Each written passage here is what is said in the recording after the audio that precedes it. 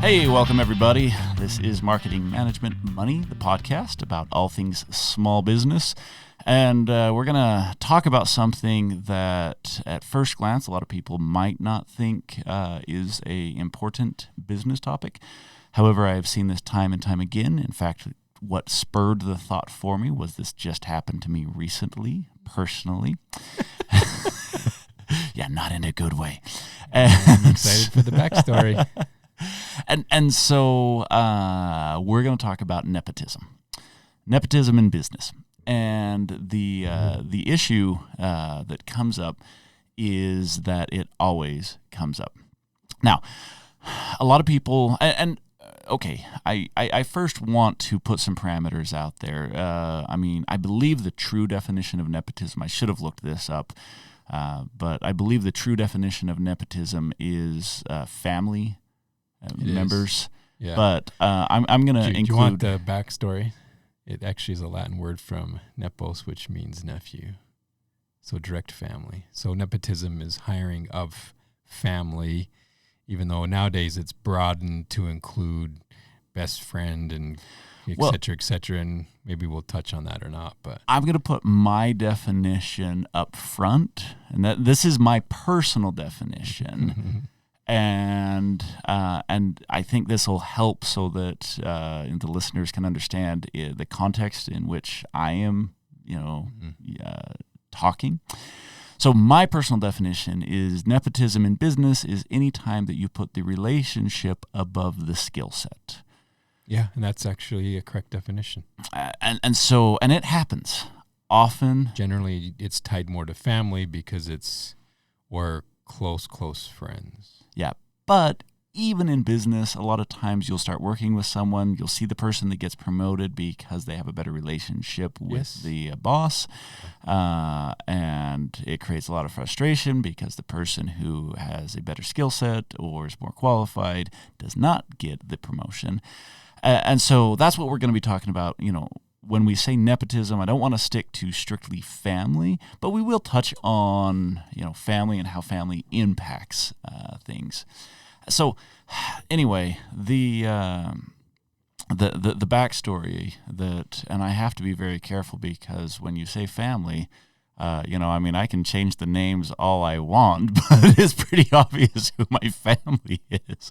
So I'm going to keep this story a little bit vague on purpose.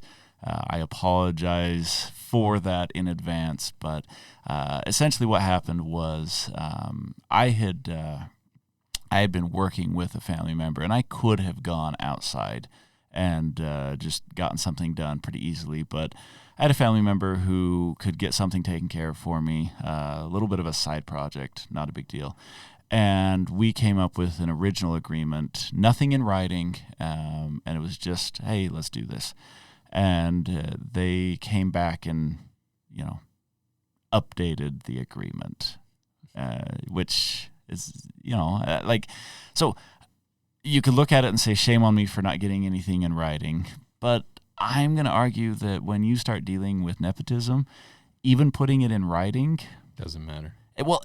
It does, but it depends on what you're willing to do. And in this situation, I didn't even argue with the family member. There's like, I think it should be this way. And I was like, fine, And it ended up costing me a chunk of change. And I just paid it because I'm like, I want the relationship. I'm not burning this bridge over that, that small sum of money. Mm-hmm. And it's one of those things that, I should have known better, and I'll probably trip over that same log again in the future. But if you go into it knowing it, that's a possibility, it's one thing. But see, the frustrating thing with you is that, or the advantage you had in this scenario is that it was one-on-one, right? Yeah. There were no other employees or individuals involved to help compound the situation. And generally, nepotism compounds because other people around who are affected by it, by that promotion. And so it leads to so many other problems inside of an organization. Yeah, and that's a good point. And I'm going to let you run with this for just a second, but I want to put the first clarifying point out there with what I did, but then also use it as a good piece of advice for people that are, deciding, should I, hire my cousin to do X, Y, Z. So the particular thing that I did, it was contract work.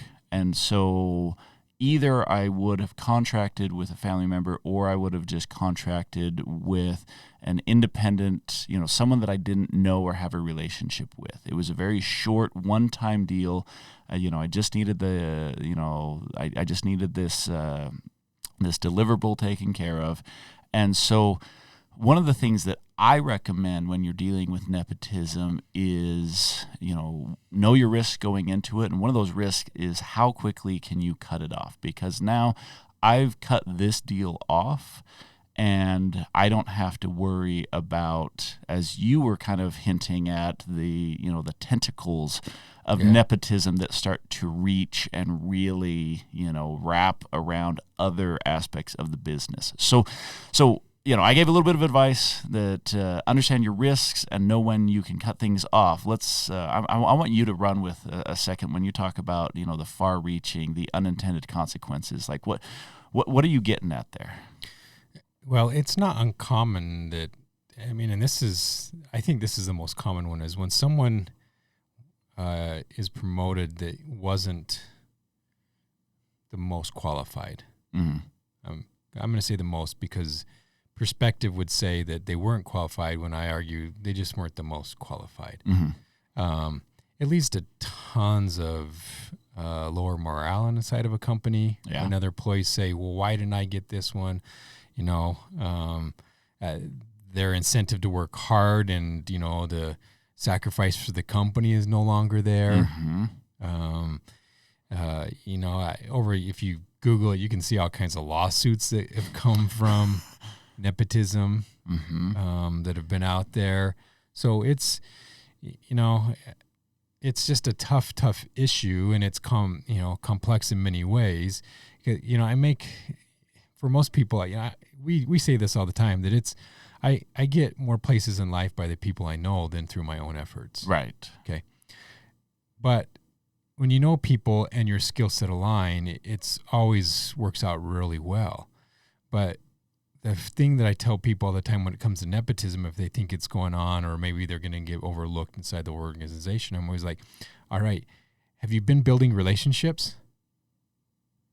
Because too often we just, their family, they're going to get, I'm never close enough to that boss. Well, why don't you find ways, because there's a reality, whether you like it or not, and we try to avoid nepotism, but if I look at two people and I deem them to be of equal skill set, I'm going to go with the one that I think I work better with. Yeah. Yeah. And that's not an uncommon scenario, but the person who didn't get it, if they feel that they were the more qualified for whatever reason, and there's probably some justification to it, they never recover.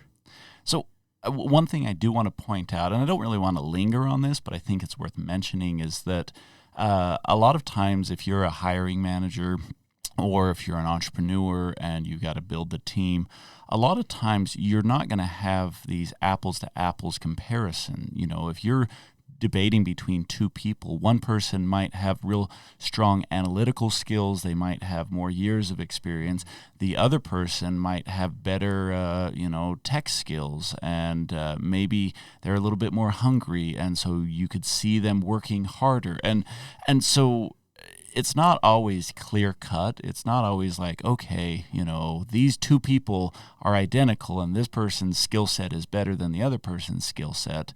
And then there are things like making sure they mesh not only with you, but with the team. I look at a lot of coaches, and I'm not talking high level, professional coaching. I'm talking if you've ever had to just volunteer for the Little League, or, if you're a weekend warrior soccer coach or something, and you start looking at players. There are players that have an amazing skill set, but they don't know how to play with a team. And so you'll actually, pass them by because you're like, that's one of the best, one of the best shooters that I know, but they'll never pass the ball. And I'm building a team here, not building a player. And, the same thing applies for businesses. Like, okay, that salesperson, man, they can close a deal, but they are going to just ruin my accounting department by the time they're done closing their deals. Yeah.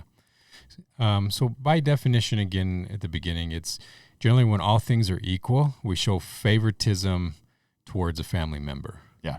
And by definition, it's whether you like it or not, it's been broadened today to be a close relative or a close friend or anyone else, not just immediate family. Mm-hmm. And so you're, and in some cases, there are some documented cases that someone was promoted who was totally incompetent because they were family. Yeah. But so that's the one thing you have to watch out for is there a double standard, right? Am I giving favoritism to someone who clearly isn't qualified, but because I have to see them on the weekends and at family reunions and other things, and I don't want to deal with the family issues? Am I showing undue favoritism when I shouldn't? Yeah. Okay. Now there's, I want to talk about maybe things we should be doing, because we can talk about nepotism and the problems, but I think we understand that instead of, all right, how do we kind of keep ourselves from getting in that position? Because everyone has, whether you like it or not, it always comes up in the workplace. It just does. And that's, so I agree with you. Let's talk about, how to manage this. And I really want to emphasize this point that it's there, you're biased. I don't care how much you think you don't. You're like, no. We have systems in place to make sure that doesn't happen. And that's good. It's good to have systems in place to curb that, to limit how much it happens. But it's still happening. You're a human being. It will pop up.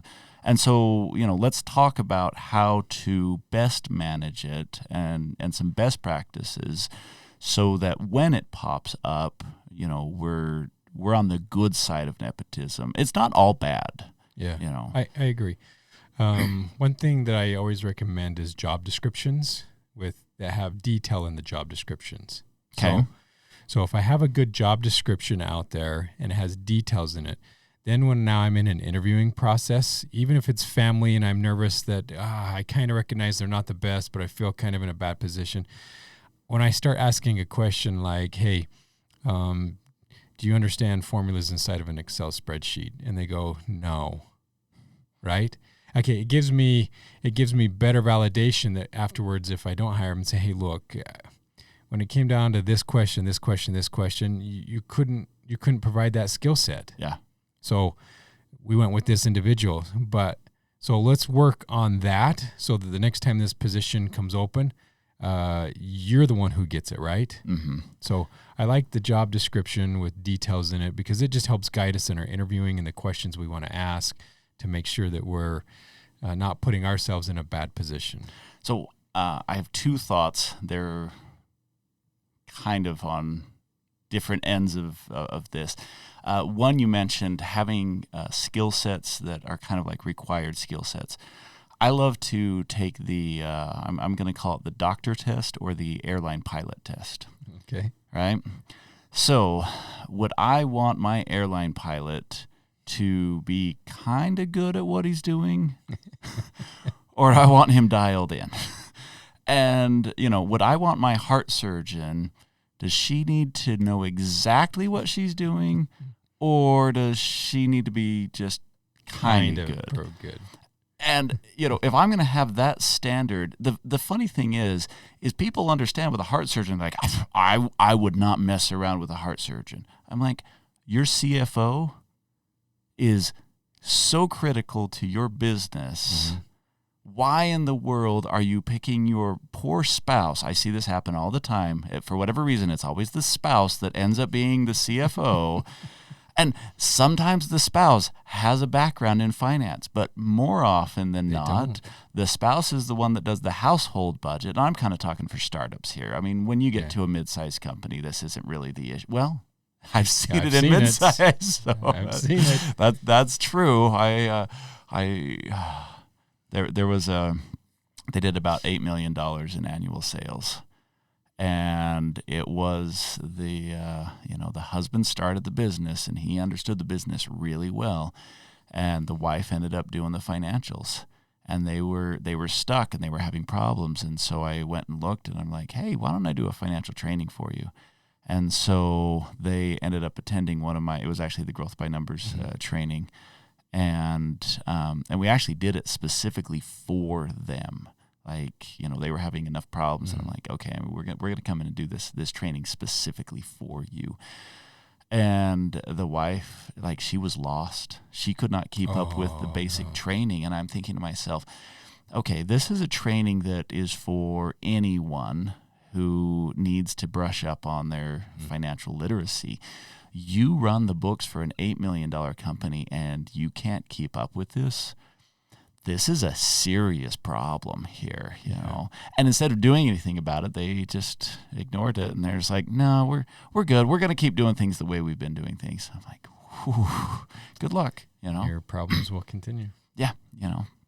But so anyway, you know, the doctor test, the airline pilot test, should be the same level of test that you should be doing for, whoever's over your marketing, whoever's over your finance, whoever's over, your inventory, or whatever you happen to, front of the house managers. Like they need to have a certain level of competence. And so that's, that's one thing that I want to point out and make sure that people are understanding. The other thing that I think is important, shifting gears here, you talk about having a detailed job description. Many supervisors struggle with that.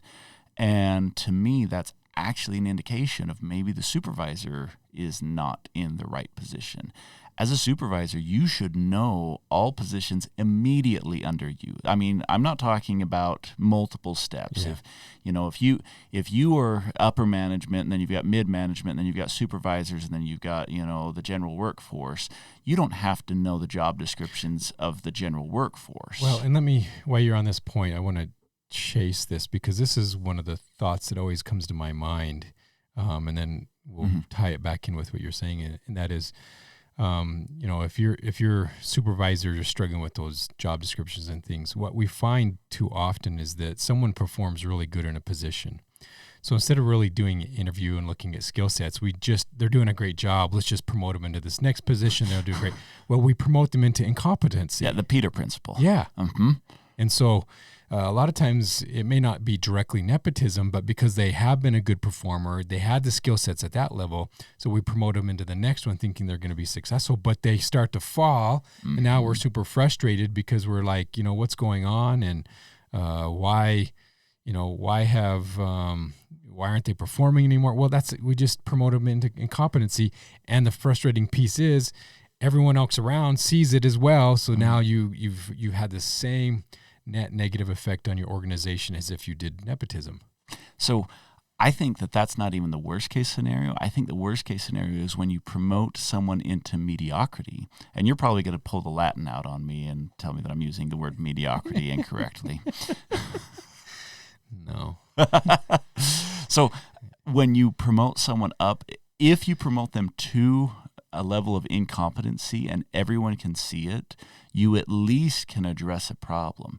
But when you promote someone up to where they're good enough, but all of a sudden you killed the growth potential of your company or that department because the person is good enough to not screw up, but they're not good enough to actually do anything. And so you took, you took a high performer, made him an average performer, and just capped your growth in that department. To me, that's the worst case scenario, because that lingers with you for years, sometimes decades. And then whether you like it or not, that's generally the problem that we have in many cases of nepotism, was we've promoted someone outside or above their skill set, and they just can't perform at that level.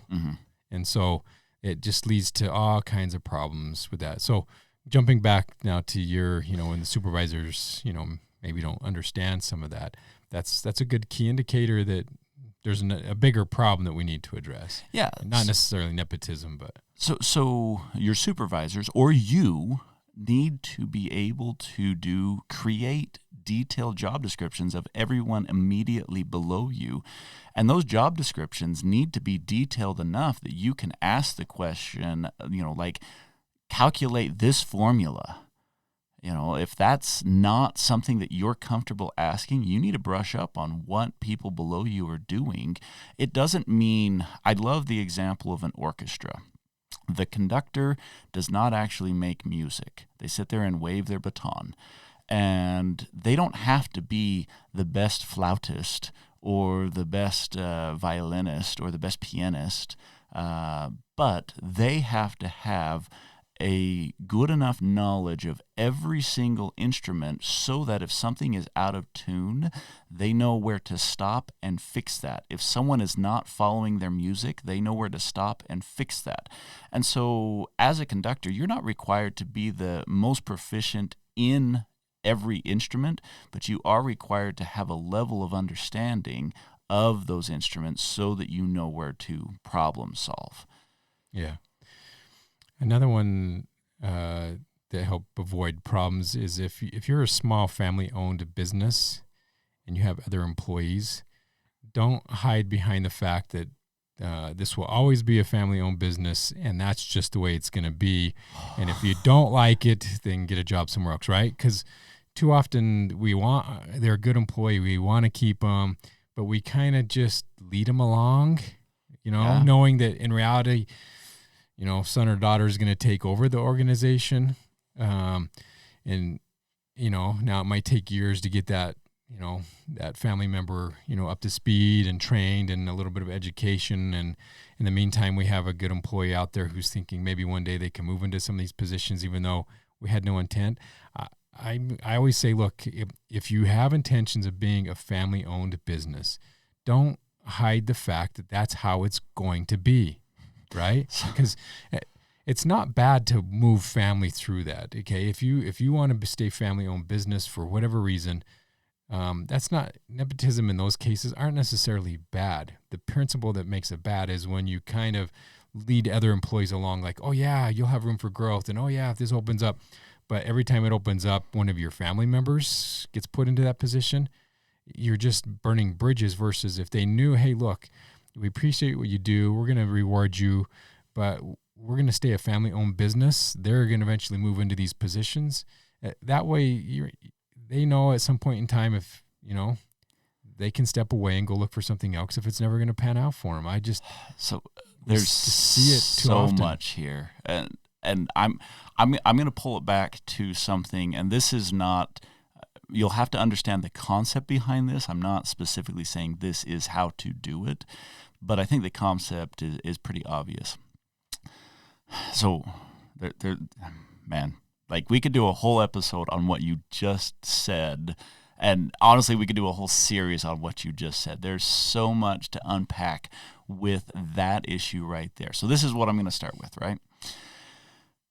I personally think that any entrepreneur, especially first generation, should go to their kids and try and get them out of the business when they are young.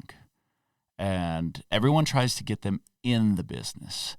I think you should try and get them out of the business because there's so much pressure for a second generation kid to feel like they have to take over the business. Right. And it's not fair to them. And so you should actually give them a big wide open door for them to leave without any hard feelings, without any pressure.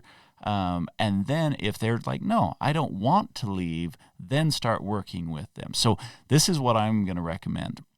I think you should so if you expect them to be CEO one day, right? You should take whatever salary that CEO should walk away with, bonuses included. Like, what would they make in a year? So if it's, let's say $150,000, right? This CEO of the business should walk away with $150,000.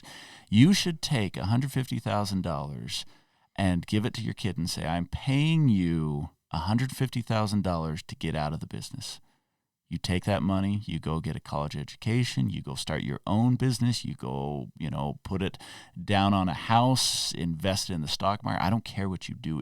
You want to, do a trip to Tahiti. I don't care what you do with this money. Here's money for you to get out of the business. But by taking this money, you now are out of the business, and make it seductive and sexy, make it like appealing for them, and get them out early on, because they might not want to be in that business. You want to give something to your kids.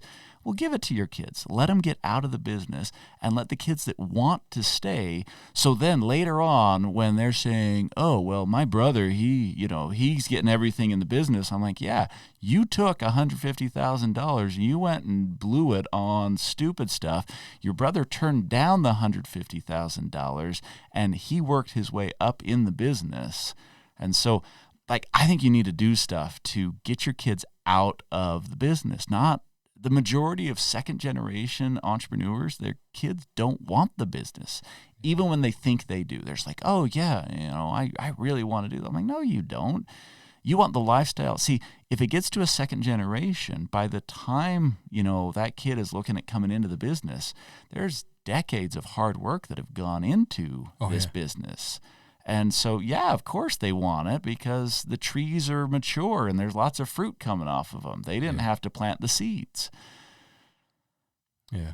It reminded me of when just earlier this year, a company I worked with, and this had been going on for a while before they were asking me, perspective and thoughts on it. But great business, doing well, good employees, good contracts. Dad's weeding himself out of the company. One of the sons is stepping into that role. About that same time, the son's relationship with his spouse goes south. Kids are involved. He has a fairly decent income because of the nature of the business. And so they, out of fear of settlements and, alimony and child support and all that, because it's based off of income, they cut his income significantly. But in doing so, they had to cut everyone, so it didn't look like they just cut his. Oh, this is a disaster. Yeah. So because if they cut just his, it shows up in court, as they start looking. Right. And they're going to say, you did this just to, right. So they cut everybody's across the board. Yeah.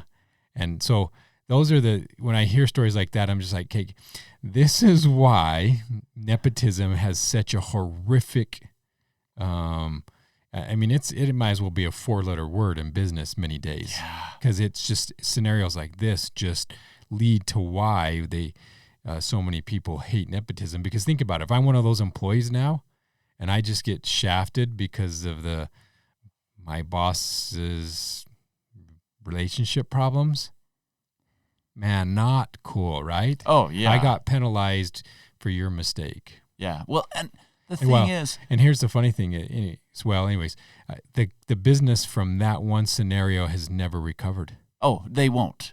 They won't. It was too detrimental. Big of a blow. Yeah, it was too detrimental for employee morale. It affected some contracts and other things because of employee morale. Anyways, it will never be what it was. I don't know if in a few years after the dust settles, it will get back to where it is. But no matter of financial assistance and counseling or whatever else will fix that problem. And just wise up, people, and look at any family. There's always a divorce somewhere in the family. Yeah. There's always, this person's not talking to this person. And even if it's not blatant, because I've seen families that are like, no, our family gets along just fine.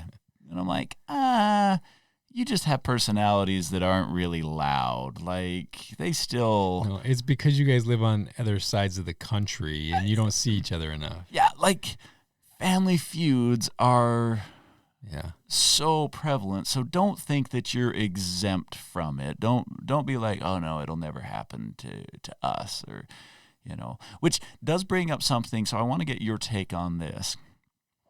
Putting stuff in writing with family. Should you put it in writing? Yes. Even though we generally don't. And let me tell you why. I think anyone that I talk to who does any level of their own entrepreneurism, because you're always chasing little squirrels and different opportunities, right? One of those always has to do with family. And every time I talk to someone, including myself, because I've had a few, it's a family, we're good, they'll never go bad, they'll make things right. Who got the short end of the straw? I did. Yeah. So, yeah, I do things in writing now. Oh, okay. But, and this is where it gets a little complicated. Everyone should recognize that if you're going to put something in writing, there are two reasons to put something in writing. One is for clarification on the front end. Yeah. And that one, no question, just do it. And I'm being slightly hypocritical here because I'm like, I just told a story of how I didn't put something in writing and the deal changed. But I think it would have been different if you would have had something in writing. I don't know. I don't know if the odds are greater it would have been different. I knew I was stepping into a bad deal on the front end. And the fact that I knew that I was stepping into a bad deal, because there are certain people that I won't contract with. And if I wasn't connected to them by a tight relationship, friend or family relationship, I would not do business with them. But because it's friend or family, I will do business with them, knowing that it's a crappy deal on the front end, knowing that they won't honor their contracts. And if you go into it that way, I'm fine. But yes and no. Too many. But I'm telling you, there's too many people that go into some type of a family deal, business deal, thinking that there's no way this will go south and we're family and we can work it out, and it always does. Yeah. So then comes the second part. So the front end clarification, but the back end enforcement. Back end enforcement is the toughest piece, and you know that because I years ago, and I mean years ago when I was young and dumb, and I'm not. Now you're old and dumb. Exactly. But at least I had the excuse when I was young and dumb. Okay. So I had two excuses, not just one back then. Borrowed, and this wasn't even a business deal, just borrowed some stuff, comes back damaged, right? Mm-hmm. And I had an option at that point in time. Do I really force an issue and say, hey, look, you obviously... Someone borrowed stuff from you. Yeah. Okay. You obviously misused and abused it, hence the reason why you're returning it, marred. And at that point in time, I was so mad. But at that young age, I made one decision in my life that I think I've lived pretty good by, and that is I have to, if the relationship is more important than the money, then don't make it about the money. And if the relationship is more important than money, then don't do money deals, right? Mm-hmm. Don't do anything that may affect money, right? Or I'm going to put a caveat to that. I'd say don't do anything that affect money that you care about. Yeah. All right. Good clarification. I agree with that one. Yeah. So if there's a business deal, or if you're looking to maybe move a family member into a higher position, you know what I mean? You're going to promote them, things like that. The question that comes down to is if it ever comes up with and money's going to become an issue, you better think twice. Yeah. Because you will get burned. Well, and it's much harder to get rid of family than it is just an employee. Yeah. And one of the things that I want to point out, and we've kind of talked around this, but I think it's important enough that we make sure that we hit this on this episode, is that the deal is not between you and a family member. And that's another mistake that a lot of times people make, is they think they're like, well, why does it matter? Why, there was this business that, they employed all of their children.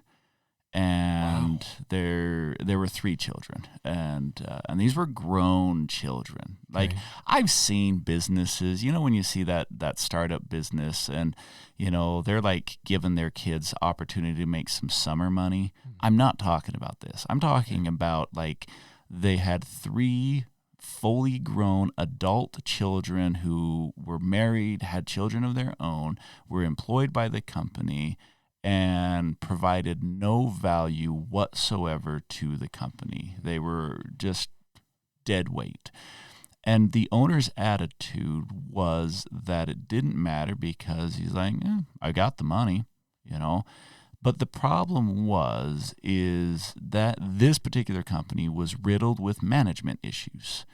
They could never get past management issues. They had high turnover, they had low morale, and it was a constant struggle. And what always ended up bailing everything out was the owner would step in and work super long hours anytime to make up the difference. And so this owner was allowing, his kids to do nothing productive. They were working, literally like half a day a week.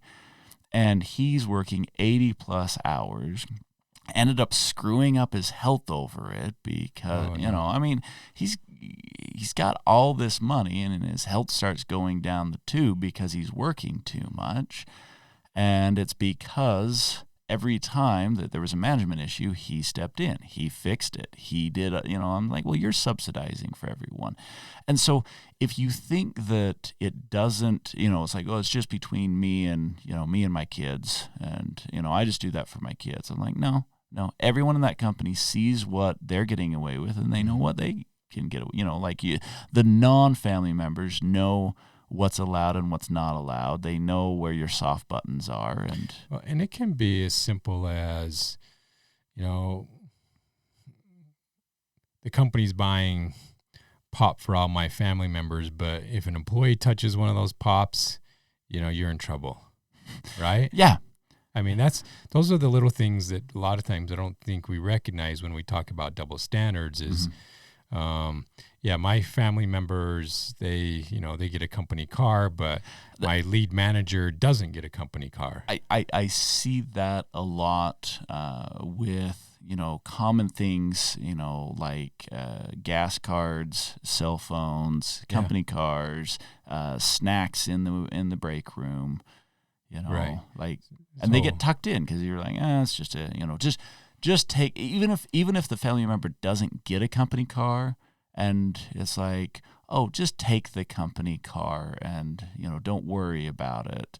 And then all of a sudden that's a perk, Right. And I'm not saying don't do this. I'm saying be aware of what you're doing. Yeah, and that's exactly right. Pay attention to those little things that might be double standards that are leading to what would be classified as nepotism when they were unintended. Because there are a lot of cases of nepotism that were unintended. They just didn't think anything of it. Well, it's my kid, and I let him take my company car. I did this, and I let him do that, and and I take him to the jazz games with me, or whatever else it may be. But yet, other people of equal position and status are not getting the same benefit. So, I was indirectly involved with this company, and what had happened was the owner had sat the management team down and told the management team, said, look, things are a little bit tight, and so I was friends with one of the managers. That's why I'm saying I'm indirectly tied with this. And so this one manager had asked for a raise. They're like, hey, I need a raise, and they kind of asked multiple times, like, when is this coming? What do I need to do to get a raise? Blah, blah, blah, blah, blah. So eventually the entrepreneur sits everyone down and just tells them, like, hey, things are tight. And, I haven't even taken a dividend out of the company for X amount of years. And my friend, he's like, yeah, he actually drove up in his new car that the company had purchased and then proceeded to tell us that he wasn't pulling dividends, that person quit. They went and got a different job over that, And so, like, sure, you might not have a check in the mail that comes to you and says, here is your dividend for the quarter. But, if you are buying a company car and buying a company car and giving it to your spouse and driving the kids around in it, like that's nepotism. Like, buying your spouse a company car is nepotism. Yeah. It's just, nepotism is a tough subject because in some cases I think it's fine. In other cases, I think it's horrible and has done a lot of damage, and people don't even realize it. Right. So it's certainly something to sit down and reanalyze your position, your company, who are in positions. Okay, are they the right people in those positions? Do we have good job descriptions out there? Do we have any double standards on just even little things, like the pop in the fridge that, the company bought, but only family member gets it, and, my best employees don't. Do we have a way to are we hearing all of the complaints from the employees? Because, that's how you know what's really bugging them. Yeah. Listen to their complaints. And if you don't have a good feedback loop, right, then you'll be we're giving the example of the pop in the fridge, and it's like, oh, well, I don't have that problem in my work. But it could be. What problem do you have? Yeah, but that's a small one that sometimes is overlooked, and so you have other small ones like that that are overlooked. When people get to come into the office, when do they clock in and out, or do they have to work the same hours? Is there a double standard on that one? What do they get written up for or not written up for? Yeah.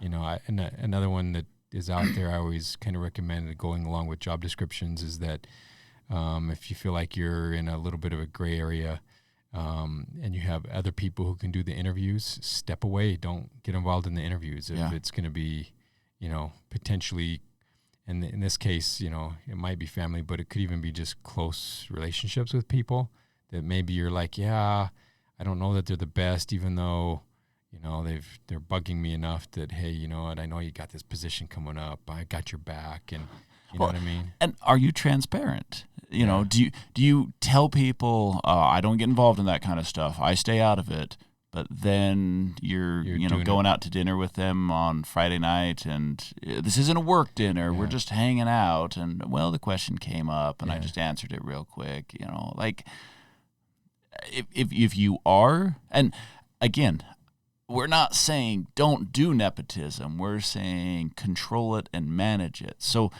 if you're going to stay out of it, you've got to stay out of it. But if you're not going to stay out of it, let people know. Say, hey, this is my son. He gets some perks. One day he's going to take over the business, and so that's why he's doing all of this. Yeah, and I have a classic example of a large growing company, literally. The owner said, hey, look, we're big enough now, I got to have a CEO, okay? But my son is not ready to take that CEO position. And he went out and hired a CEO and said, look, this is a 4-year position, literally. So you need to know in 4 years, my son will come in and take in this position as he's developed and build a skill set and some additional education to do this. He didn't hide behind any of that, and he says, you know what, you have at that option, we'll give you a nice, severance or whatever, or we'll see if we can restructure at that time. But you need to know right now, when you take this one, it's a 4-year position. Yeah, and in 4 years, that transition happened. He didn't hide anything, and I just thought, it was cool to kind of watch it, because at the beginning I was like, oh yeah, the interesting see what but he was straightforward on all of it, and because of it, there was no heartache or feeling or any of that, because he was very transparent in the intentions of how he was doing things, why he was doing it.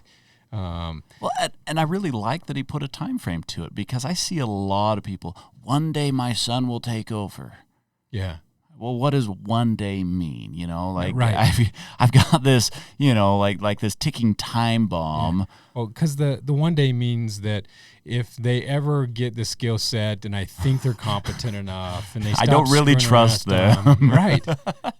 Versus, no, it's, you know what, they're on that path. I know they're meeting it. I'm not just going to milk them along. And that put the pressure on the son. I mean, I wasn't involved in that deal, so I can't give any specifics. So hypothetically, or me kind of, you know, imposing some assumptions here, but that would put the pressure on the son to be like, you've got 4 years to figure your crap out, and you better be up to this guy's level. Right. You know, like I expect this level of performance in 4 years. Yeah.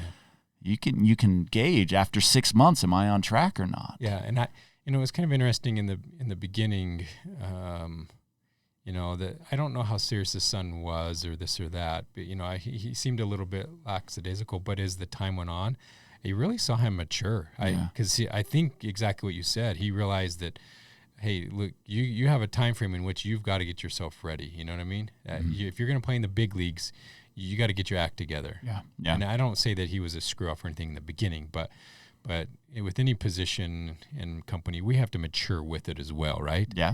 Well, and there's even brain maturity. People want to put someone in when they're like 18 years old. It's like, okay, you know, or even, hey, now you've finished college. I'm like, no. Wait till they're 30. Put them in when they're 30. If you want to have them work every position in the company between that time and whenever, right? You know, but just I think a good practice. Yeah, and so I think daughters you could do a little bit. You could daughters at 25, sons at 30. Yeah, and I'm not even joking when I say that. Girls mature a lot faster. They do. They understand things. You know, and some guys, I don't even know if you could say 30. You might have to go 40 or 50. There comes a point where it's a lost cause. That's where you give them $150,000 to not be in the business. Yeah. Best investment you ever made. Yeah, as guys, I think we have a hard time growing up sometimes.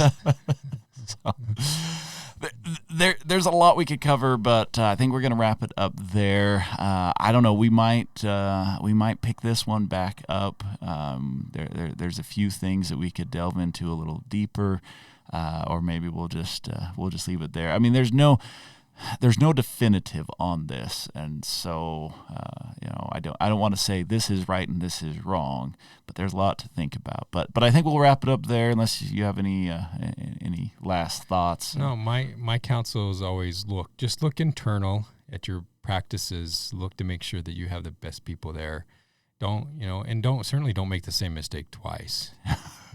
That's right? Because too many people do it. I don't make the same mistake twice. I do it like 4 or 5 times. For you, it's called practice. That's my doctor test. I'm practicing. All right. Take care, everyone.